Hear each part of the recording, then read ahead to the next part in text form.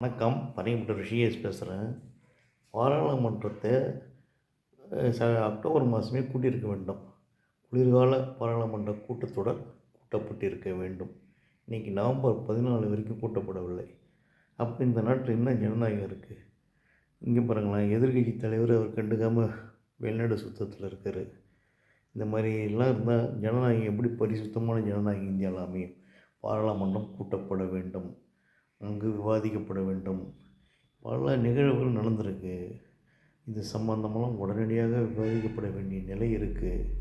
ஆகவே அனைத்து கட்சிகளும், ஏன் திமுககாரங்க கூட பாராளுமன்றத்தை கூட்டுக்கணும், ஒரு 39 40 எம்பியை வச்சுருக்கவங்க கூட அதை கேட்குறதுக்கு கூட்டணி இல்லை, கேட்குறதுக்கு தயங்குறாங்க. ஏன் பாராளுமன்றத்தை கூட்டு நோட்டீஸ் கொடுத்தாங்கன்னா இதெல்லாம் சேர்த்துக்கு யாருமே இல்லையா? என்ன தான் நினச்சிட்டு இருக்காங்க? இந்தியாவில் ஜனநாயகம் இருக்கா இல்லையா? ஜனநாயக போர்வையில் என்ன பண்ணுறீங்க?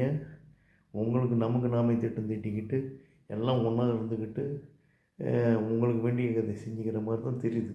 இது நல்லா இல்லை. ஜனநாயகத்தை பாதுகாக்கப்பட வேண்டும். மக்களை நீங்கள் தான் முழிச்சிக்கணும். வேறு ஒன்றும் சொல்கிறதுக்கு இல்லை.